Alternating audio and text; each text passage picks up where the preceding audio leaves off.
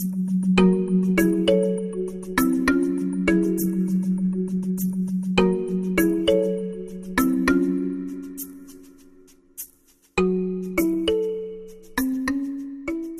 dia a todos. Gostaria também de agradecer ao convite feito para participar desse workshop aqui em nome do Centro de Estudos sobre Justiça e Transição da UFMG, né? Nas pessoas da Carla Osmo e da Cláudia Paiva, nós demais membros da rede também, e a Maria Pia, que está aqui do meu lado. Bom, eu vou expor aqui rapidamente um pouco do que é o Centro de Estudos sobre Justiça e Transição do UFMG, né? Tentar recuperar um pouco da importância da própria rede latino-americana de Justiça e Transição no contexto de uma certa expansão de um direito internacional dos direitos humanos, recuperar um pouco aí do que a Carla expôs aqui rapidamente sobre a situação brasileira em relação à judicialização, e aí, na sequência, espero que dentro do tempo, eu vou tentar fazer algumas recomendações propositivas aqui a respeito do próprio relatório sobre judicialização. O Centro de Estudos sobre Justiça e Transição da UFMG não é um centro antigo, é um centro novo, recente, né, criado a partir de uma iniciativa de pesquisa e extensão sobre Justiça e Transição, que começou em 2013 na UFMG, né? Era um grupo de pesquisa inicialmente, depois se tornou um centro de estudos, né, mais amplo, incorporando pesquisadores da UFMG e atores de direitos humanos de fora da UFMG também, né, inclusive estrangeiros. E o Centro de Estudos sobre Justiça e Transição hoje ele tem como objetos de pesquisa centrais duas atividades. A primeira delas é uma atividade de auxílio no funcionamento da Comissão Estadual da Verdade de Minas Gerais. É uma comissão, então, criada no Estado de Minas Gerais, específica, então, desse Estado, e que depende, sim, de um auxílio investigativo, e esse auxílio tem sido prestado pelo próprio centro, através dos seus membros e através dos estudantes vinculados a esse centro de pesquisa. Além disso, o centro tem também uma parceria com o Ministério Público Federal brasileiro, né, o Ministério Público Federal, a nossa fiscalia, para o acompanhamento das ações penais e investigações criminais, aqui mencionadas pela Carla, né, e divulgação dessas iniciativas por parte do Ministério Público Federal. Vou falar mais um pouco disso quando eu for falar de uma recomendação específica aqui, mas a ideia é justamente tentar assegurar, por meio dos processos judiciais, algum grau de consagração do próprio direito à memória e à verdade, não é? Essas iniciativas e a própria definição da Rede Latino-Americana de Justiça de Transição, elas têm, na verdade, uma forma de se enredar, de se ligar a um desenvolvimento do direito internacional atual, né, que, na verdade, poderia subsidiar várias das ações que vêm sendo propostas nos países que fazem parte da Rede Latino-Americana de Justiça e Transição, né. No caso brasileiro, isso se torna ainda uma questão mais urgente, né. Eu, na verdade, coloco aqui a minha fala muito mais como quase que uma contraposição à fala da colega Luz Palmas, não é? Na verdade, o caso brasileiro é um caso em que a judicialização ainda se encontra num estágio muito embrionário, principalmente se a gente for pensar em relação às ações penais, não é? E mesmo em relação às ações cíveis, os êxitos ainda são poucos, não é? Pensando-se em todo o resultado negativo que a ditadura deixou para a nossa sociedade.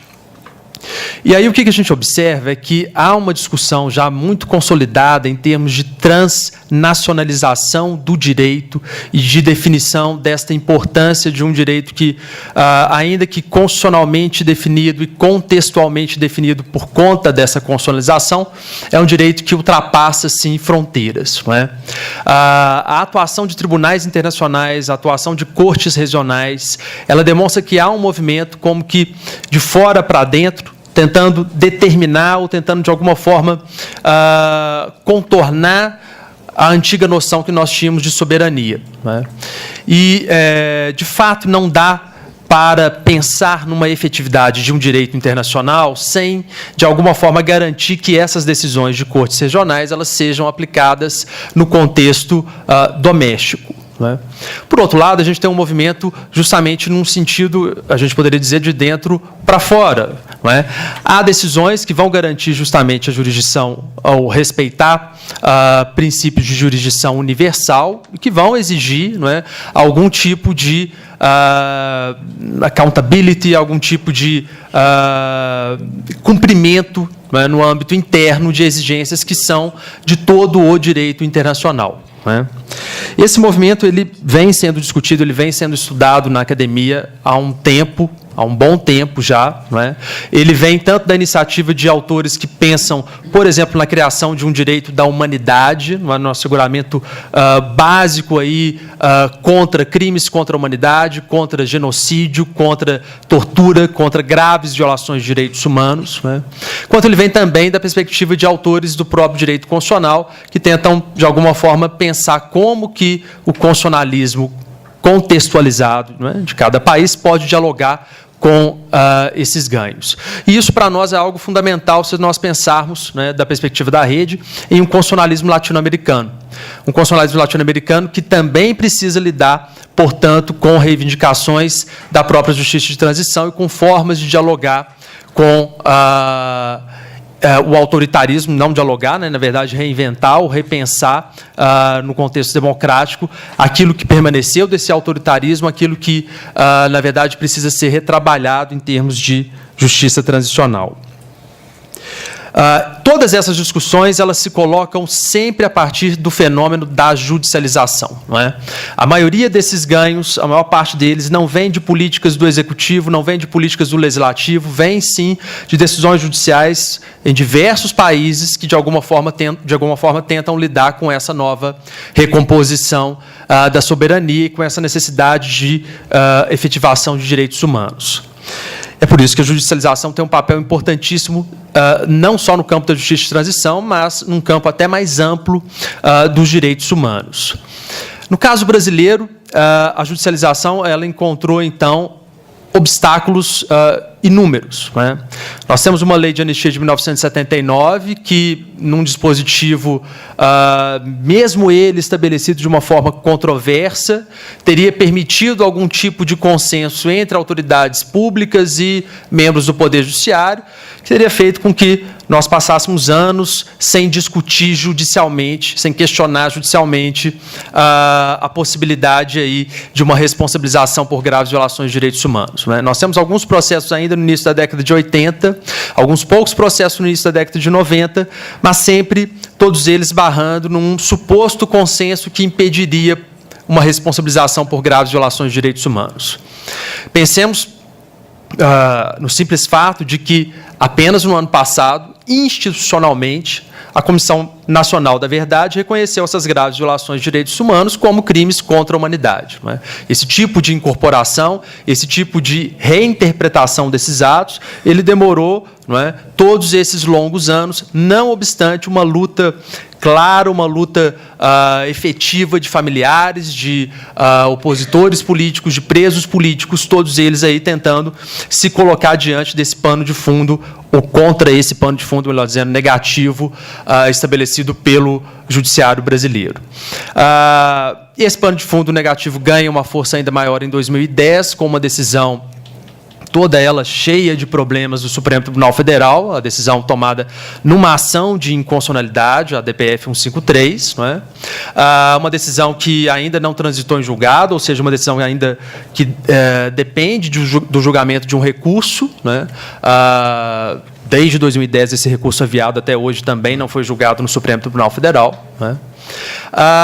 E que conta também com um saldo positivo vindo da Corte Interamericana de Direitos Humanos, que, naquele mesmo ano, em 2010, em novembro de 2010, ela vem a reconhecer a necessidade de que o Brasil, além de outras determinações de caráter de justiça de transição, não é, ele estabeleça a responsabilização por graves violações de direitos humanos, não só relativas àqueles fatos da guerrilha do Araguaia, mas relativas a outros fatos da própria ditadura brasileira de 64 e 85.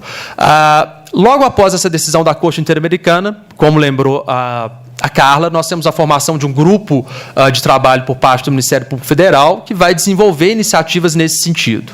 Essas iniciativas hoje já chegam, não é, a 15 ações penais, não é? A Carla fechou o seu relatório em junho, não é?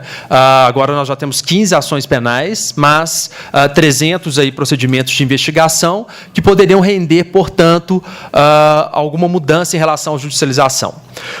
Uma outra questão, um outro fato importante de se mencionar em relação à judicialização é que há uma outra discussão em termos de controle concentrado, de constitucionalidade, uma outra discussão no mesmo Supremo Tribunal Federal sobre a relação entre a Lei de Anistia de 79 e a necessidade de cumprimento da decisão da Corte Interamericana de Direitos Humanos, né? A DPF 320, que tramita hoje no Supremo Tribunal Federal, contando com, pelo menos, uma posição mais positiva por parte do Procurador-Geral da República, o chefe da nossa Fiscalia, no sentido de que é necessário que se estabeleça a responsabilização em todos esses casos. Eu vou mencionar muito rapidamente, então, aqui, já para tentar caminhar para o encerramento da minha fala, quais seriam as iniciativas práticas, então, ou recomendações que poderiam atuar, recomendações essas que são possíveis de serem verificadas pelo próprio relatório da Carla, não é? E que talvez a gente possa colocar em termos práticos aqui, não é? A primeira delas eu já mencionei, uma ampla difusão das informações contidas, então, nesses processos judiciais, não é? Mesmo que os processos judiciais, espero que não, mas mesmo que esses processos judiciais venham a ter um resultado ruim no futuro, é de se esperar que esses processos judiciais constituam eles próprios, não é, uma forma de rediscussão, uma forma de acesso à verdade, não é? Há denúncias do Ministério Público, há formas de se olhar fatos históricos, de se enxergar fatos históricos das maneiras mais plurais possíveis, que constam desses processos. Então, é importantíssimo que esses processos sejam divulgados, que a forma de atuação dos membros do Ministério Público ela mesma seja divulgada e que as próprias decisões judiciais possam ser levadas ao conhecimento de todo o público. Isso pode se dar também pelo estabelecimento de convênios e de acordos dos membros da rede com os ministérios públicos respectivos e fiscalias respectivas, uma forma de cooperação ainda maior. Em relação à democratização das iniciativas de judicialização, novamente, fortalecer os laços, portanto, entre familiares, entre resistentes, não é? E os órgãos institucionais responsáveis pela responsabilização, não é? Estabelecer também, isso é especial, importantíssimo no caso brasileiro, uma ampliação desta institucionalidade. Não só o Ministério Público tem um papel importante nesse campo, nós temos que pensar também no papel que a Defensoria Pública pode ter nesse campo, principalmente em se pensando nas ações civis públicas que possam vir a ser ajuizadas, não é? O próprio STF já reconheceu que as defensorias públicas podem ajuizar tais ações, não é? Então, esse não pode continuar sendo apenas um atributo exclusivo do Ministério Público, pode ser estendido também às defensorias públicas como uma forma de tentar garantir uma democratização e até uma eficiência maior ainda no manejo dessas medidas judiciais. Resumindo aqui, então, já caminhando para o final, estimular outras formas de participação nos processos judiciais. No Brasil, nós tivemos uma reforma processual recente que ampliou o uso de uma figura importantíssima nesse campo, o chamado amicus curiae, o amigo da corte. Essa figura ela passa agora a ser estendida para todo o processo civil. E acho que seria algo importante também, e não vejo como haveria uma incompatibilidade em relação a esse tipo de atuação também no processo penal. Ainda que já exista a figura específica no caso brasileiro do assistente da acusação, nós poderíamos pluralizar ainda mais a forma de se enxergar tais ações, não é? Com a participação de todos os centros, os membros da rede nesses processos. Em relação à própria forma como o processo judicial tem sido levado, o professor Zé Carlos, que estava aqui na mesa agora há pouco, sugeriu nesse mesmo relatório, não é, que convênios fossem estabelecidos com as associações de juízes, não é, escolas de magistratura, numa tentativa de difusão ainda maior, tanto da perspectiva da justiça de transição, quanto dessa questão que eu mencionei agora há pouco, da internacionalização do direito. Não é. As decisões judiciais que têm rejeitado as ações penais no Brasil são decisões judiciais em que se demonstra um total desconhecimento do direito internacional e, especificamente, do direito internacional dos direitos humanos. Recentemente, nós tivemos isso em relação ao processo de um resistente, Manuel Fiel Filho, em que o que foi dito em relação ao direito internacional está em completo descompasso com o que se vem discutindo sobre o direito internacional no Brasil e fora dele. Então, esse tipo de convênio seria de fundamental importância. Em relação ao aspecto da prova, recentemente, no âmbito da Comissão Estadual da Verdade Rubens Paiva, do Estado de São Paulo, tanto eu quanto o próprio professor Zé Carlos, nós proferimos um parecer discutindo a possibilidade de inversão do ônus da prova nessas ações judiciais que discutem crimes contra a humanidade. Todos nós sabemos que tais crimes contra a humanidade já são praticados visando, de alguma forma, criar obstáculos, não é, para se encontrar provas ou para que existam, de fato, provas a respeito de tais crimes. Não é. Nesses casos, então, seria possível se discutir a legitimidade de uma tese pela qual o Estado assumiria a tarefa, não é, de tentar encontrar provas, tentar encontrar responsáveis, tentar demonstrar que, de fato, aqueles fatos colocados pela acusação não aconteceram. Então, essa é uma tese que já vem sendo defendida no âmbito dessa Comissão Estadual da Verdade, começou com um parecer lá do professor Gilberto Bercovitch, da USP, não é? E que pode ser estendida para outros casos de graves violações de direitos humanos e de crimes contra a humanidade. Bom, em relação, então, ao papel que o Centro pode desempenhar em relação à judicialização, acho que a gente pode, na hora do debate, partir para novas questões, mas são essas, então, as recomendações que, sinteticamente, eu tento trazer aqui para os senhores. Muito obrigado.